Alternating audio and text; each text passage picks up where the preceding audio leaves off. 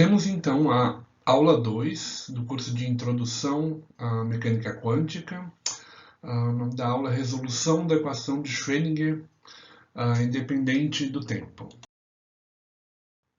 Então a ideia é a gente dar os primeiros passos no sentido de resolver a equação de Schrödinger. Vamos nos lembrar da equação de Schrödinger, então ela é menos h cortado sobre 2m, a derivada segunda de uma função que depende da posição e do tempo, mais um potencial que a princípio depende da posição e do tempo, vezes essa função de onda. Isso vai ser igual a h cortado vezes i, derivada temporal dessa função. Lembrem-se, note, né, que essa função, aparentemente, ela é bastante complicada, né? Então, como é que a gente resolve essa equação? Ela depende da posição, a função que a gente quer achar depende da posição e do tempo, são derivadas temporais, derivadas de posição, então, a princípio, parece algo bastante complicado. O primeiro passo, no sentido de resolver essa equação, é então a gente se fazer a pergunta: o que é esse potencial, né? Esse potencial ele define basicamente, né, o campo de forças em que a partícula está submetida. Para tentar resolver essa equação, a gente vai assumir inicialmente que esse potencial ele não depende do tempo. Esse tipo de aproximação ele vai ser usado para o restante de todo o curso. Na verdade, no curso, em nenhum momento a gente vai ter que resolver a equação de Schrödinger para um potencial que depende também do tempo. Então, nesse caso, a gente vai ter a equação de Schrödinger, vai conseguir obter a equação de Schrödinger independente do tempo, né? O que a gente vai chamar de equação no regime estacionário. Então, como é que a gente faz isso? Vamos lá. Então, dada a equação de Schrödinger, o nosso potencial não depende mais do tempo, né? Então, se o potencial não depende do tempo, a gente vai ter a equação de Schrödinger se apresentada dessa forma, em que a gente tem apenas v de x aqui nessa posição. Bom, então vamos agora tentar, né? Então a técnica de solução que a gente vai usar, é a chamada separação de variáveis, né? Que é o primeiro método de ataque de qualquer equação diferencial parcial. Então como que funciona isso, né? Então a gente assume então que a solução psi de x e t é uma função da posição vezes uma função do tempo. Ok? Então, se a gente agora insere essa solução aqui na equação de Schrödinger, aqui em cima, né? Então, essa solução aqui, aqui e aqui, né? Em psi, então o que a gente vai obter é algo assim, né? Aqui eu já tirei explicitamente a dependência para não carregar a notação. Então, o que acontece? Do lado esquerdo, você tem V atuando em U, né? E você tem a derivada segunda atuando em U, né? Então, o que acontece é que a gente pode colocar aqui em evidência o psi de t, né? Do lado esquerdo. E do lado direito, né? O que a gente vai ter é que fica uma derivada temporal de φ e o U ele vai passar para cá. Para a esquerda pode ser isolado aqui. Ok. Então, qual o próximo passo nessa técnica? O próximo passo nessa técnica é a gente dividir essa equação por psi, né? Do lado esquerdo e do lado direito. Então, dividindo por psi, que lembre-se é U vezes φ, a gente vai cancelar esse φ aqui e sobra 1 sobre U de x. De maneira semelhante, do lado direito, esse U de x é cancelado por esse e sobra 1 sobre φ de t aqui. Então, nós conseguimos, o que a gente conseguiu com essa abordagem é o seguinte, né? Repare que o termo à esquerda só depende da posição, né? E o termo à direita do sinal de igualdade só depende do tempo, né? Então, o que a gente tem no fundo é algo do tipo assim: f de x é igual a g de t. E repare, né? Bom, primeiro, uma observação é que isso só vai ocorrer se o potencial não depender do tempo, né? Ela só é separável dessa forma. E a gente pode, então, variar x. Um exemplo, por exemplo. Como é que a gente chega nessa solução? Para ficar mais claro, a gente pode, por exemplo, manter t fixo e variar o x. Então, repare que f de x1 tem que ser igual a g de t, f de x2 tem que ser igual a g de t, f de x3 tem que ser igual a g de t, sei lá, f de xn tem que ser igual a x de t. E concluímos que essa igualdade aqui ela só é possível se as duas funções forem iguais à mesma constante, né? Então, voltando à solução que a gente tinha, voltando aqui, né?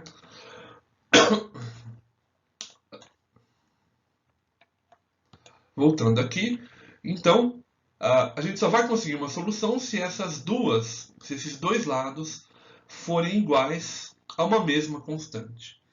E qual que é a dimensão dessa constante, né? Que dimensão tem essa constante?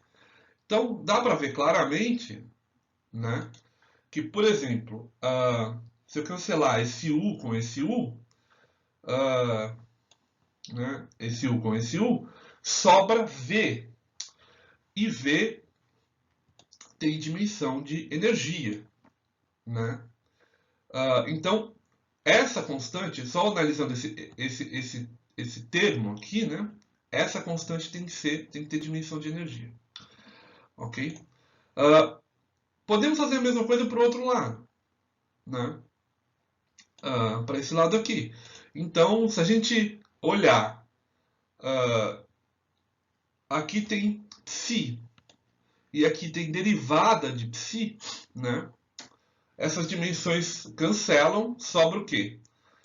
Sobra h, que tem dimensão de energia vezes tempo, e sobra dt, que tem dimensão de tempo. Então, o tempo cancela com o tempo e sobra a dimensão de energia. Então, fica claro aqui nessa análise que essa constante tem dimensão de energia.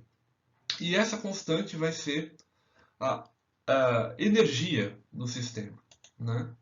Então, essa constante é... Ok?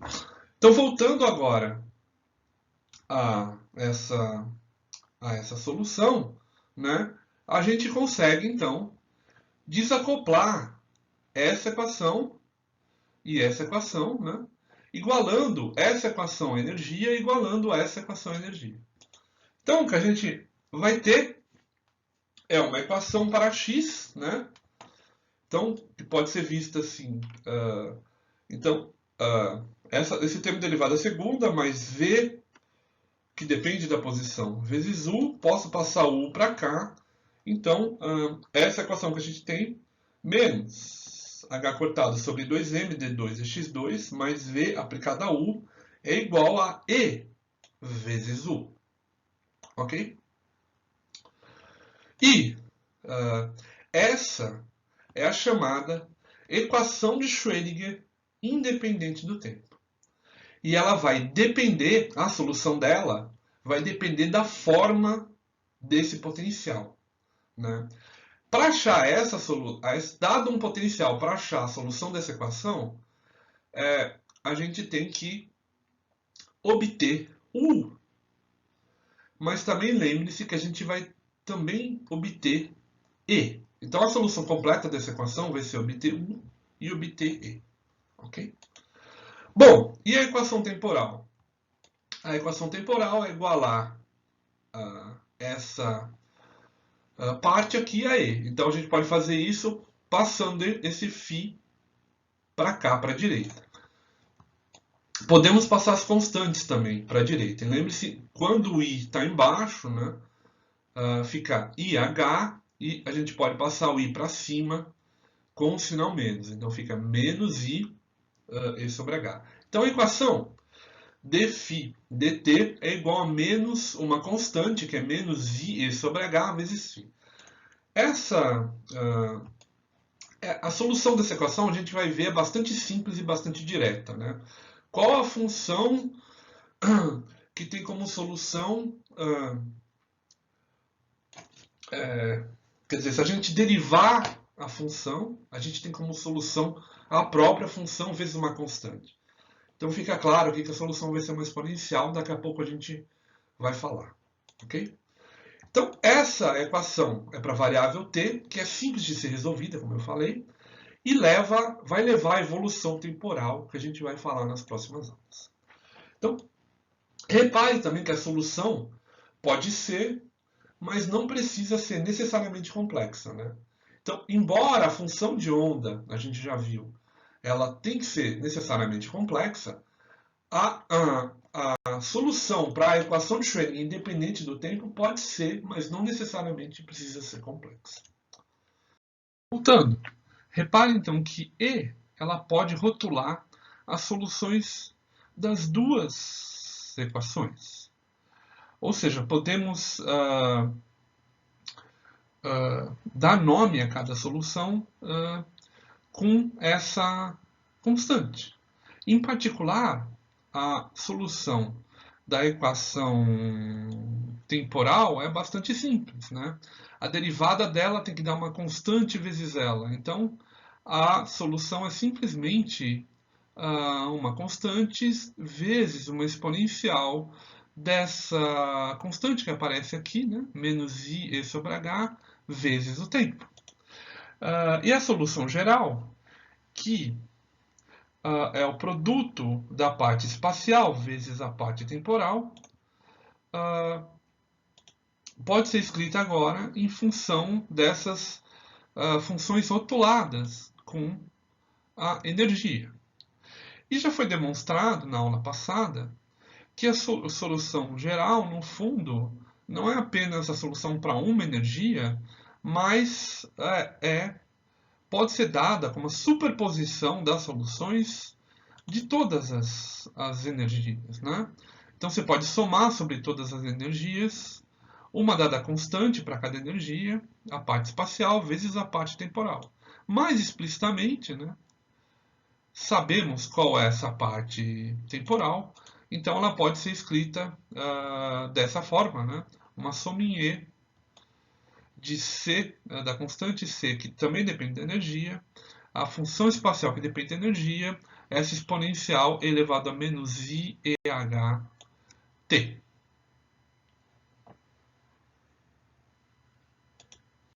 Bom, então, voltando para recapitular, a gente temos a equação de Schrödinger em uma dimensão. Então, essa aqui é a equação completa, né? E a gente tem, se o potencial não depende do tempo, né? A gente pode separar essa equação e a gente tem a chamada equação de Schrödinger independente do tempo, lembrando que tudo isso é em uma dimensão, né? Que é menos H2 sobre 2m d2x2 mais o potencial U aplicado a U é igual a uma constante que tem dimensão de energia vezes O. Na mecânica clássica, né, a energia total ela é chamada, quer dizer, que é a energia cinética mais a potencial, ela é chamada de hamiltoniana, né? Então, H de x e p, essa hamiltoniana, é p quadrado sobre 2m, né, em uma dimensão, mais v de x, né? Então, olhando para essa equação, em que de alguma forma esse ente aqui que é aplicado nessa função vai me dar energia vezes essa função, ele pode ser diretamente relacionado a esse hamiltoniano clássico aqui, né? E para fazer isso, pela analogia, né, matematicamente a gente pode associar a essa quantidade aqui, alguma coisa relacionada a essa quantidade, um operador com a seguinte receita, né, para fazer a conexão clássico quântica aqui, que esse P, que o momento é um operador, e esse operador é menos IH d dx. Né? Se a gente assume isso, que P, né, que é associado ao momento P, a gente tem esse operador P, e ele é IH d dx, né? A gente tem que P quadrado, ou seja, operador ao quadrado, é menos IH d dx vezes menos IH d dx, isso é menos H cortado ao quadrado, d2 dx2. Né? Então essa receita serve e a gente chega exatamente nisso, menos H cortado d2 dx2, como sendo P, P quadrado, né? E a gente obtém que o que a gente tem aqui é uma espécie de P quadrado sobre 2m, né? Então o resultado é que o operador hamiltoniano, então, ele é essa, a gente define como essa parte aqui, menos h ao quadrado sobre 2m d2 dx2 mais v de x, ok? E isso está relacionado, vai estar relacionado de alguma forma à energia da partícula. A gente vai falar dessa conexão e do operador momento em muitas outras oportunidades nesse curso.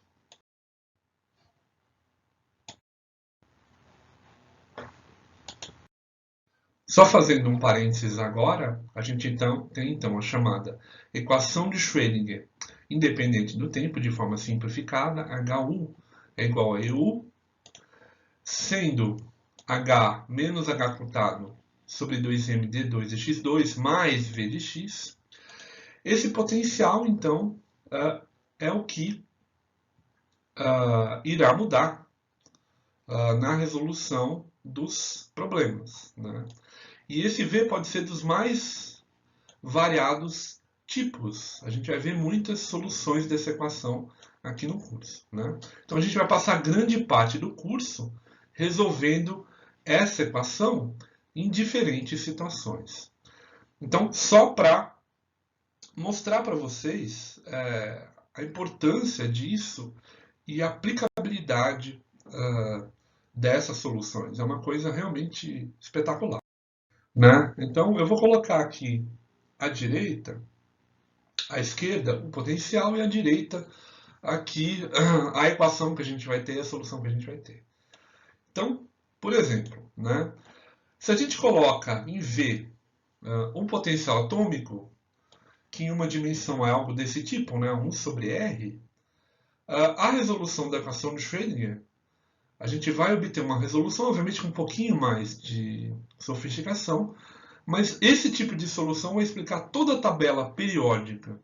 Né? A gente vai achar os níveis atômicos, vai resolver todos os átomos só com potencial desse tipo aqui.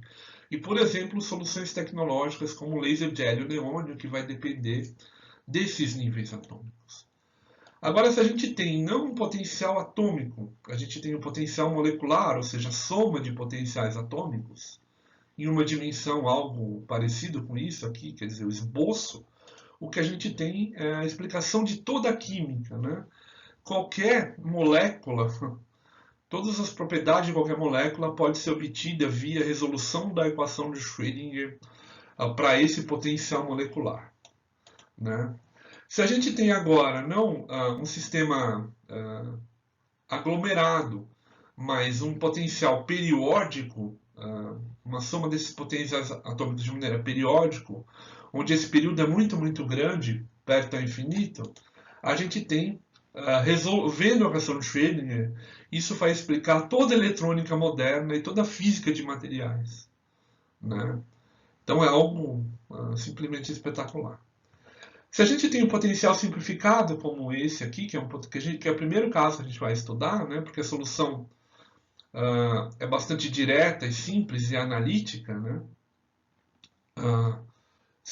Quer dizer, analítica só se esse potencial for infinito, mas enfim, a gente consegue resolver de maneira direta, que é o potencial do pulso quântico, né, que vai confinar a partícula aqui dentro.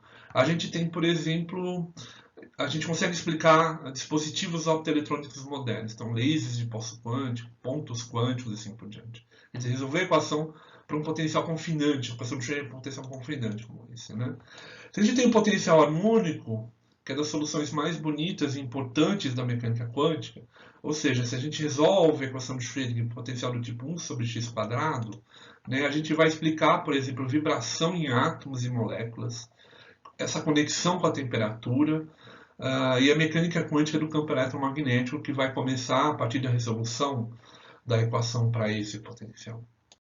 Né? Mais ainda, né? Se a gente considera um potencial constante, né, a gente chama de elétron livre, né? Lembre-se, potencial constante é uma força nula, né? A gente tem soluções de transporte, né?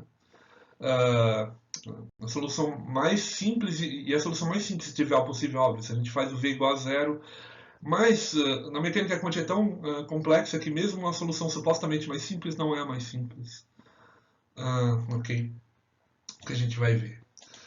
A gente pode pensar sempre em problemas de efeito de espalhamento e efeitos de superfície, por exemplo, são obtidos a partir da resolução da equação de Schrödinger para um potencial como esse. E se a gente tiver uma barreira finita, né, ou seja, você tem uma certa dimensão aqui, tem um tamanho, esse comprimento não é finito, e depois a gente volta para o mesmo nível de potencial, a gente tem um problema, a gente resolve o problema do tunelamento quântico. Tem a ver com diodo túnel, por exemplo, uma aplicação eletrônica e muitas outras aplicações. Então a resolução dessa equação para os mais diferentes potencial é algo que nos dá uma possibilidade estratosférica de aplicações e de soluções. Enfim, voltaremos a essas soluções mais tarde.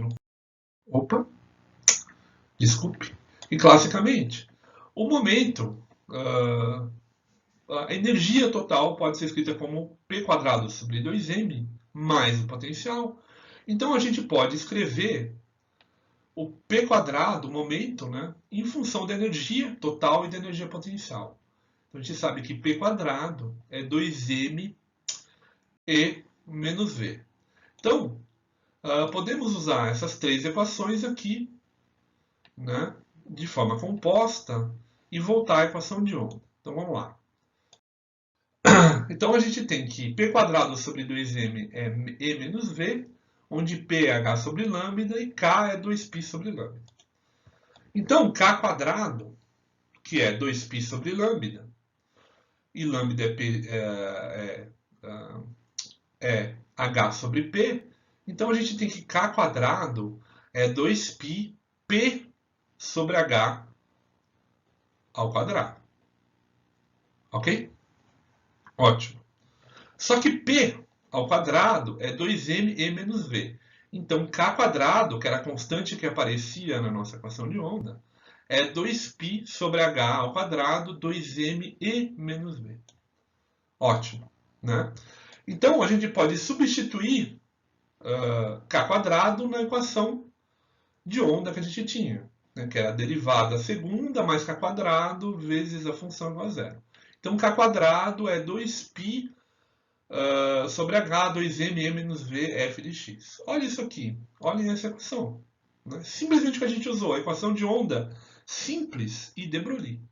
Né? O que é isso aqui? Né? A gente pode rearranjar os termos.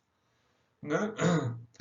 Então, h, 2π sobre h, 1 sobre h cortado. Multiplica tudo por h cortado ao quadrado. Aparece h cortado ao quadrado aqui sobre 2m, d2 f de x, mais e menos v f de x. E se a gente multiplicar por menos 1, né, a gente obtém essa equação aqui, que nada mais é do que a equação de Schrödinger independente do tempo. Então, aqui fica claro que a gente obteve a equação de Schrödinger de uma outra forma independente do tempo, a partir de simplesmente considerar uma equação de onda simples e considerar de Broglie, né? Então, a equação de onda mais a relação de de Broglie, a gente obtém a equação de Schrödinger independente do tempo. E fica claro que essa é uma equação de onda. Bom, está aqui o Schrödinger, né? Se a gente tem a equação de Schrödinger com V igual a zero, que a gente tem menos h ao quadrado sobre 2m d2 psi dx2 igual a e psi, né? Só que, né, se a gente relembrar ou pesquisar a respeito da equação de onda do campo eletromagnético para uma determinada componente no vácuo, ele é algo do tipo d2 ex dz2 mais ômega ao quadrado mi epsilon ex igual a zero, ou seja, uma equação totalmente similar a essa, né? Então, olha só que linda conexão existe, né?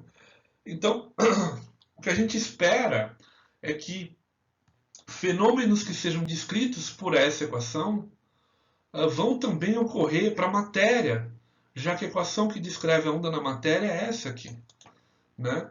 Então, vamos ter fenômenos similares entre a matéria e a radiação, entre a eletrônica e a fotônica, né? Então, da mesma forma que existe o tunelamento óptico em certas estruturas, né, como ring resonators, né, ressoadores de anel, que são muito usados em fotônica, a gente tem também um fenômeno que é o tunelamento eletrônico, né, que a gente vai descrever aqui no. E finalizando, como principal fontes dessa aula, eu usei o livro do Eisberg e o Resnick, e também o livro do Griffiths.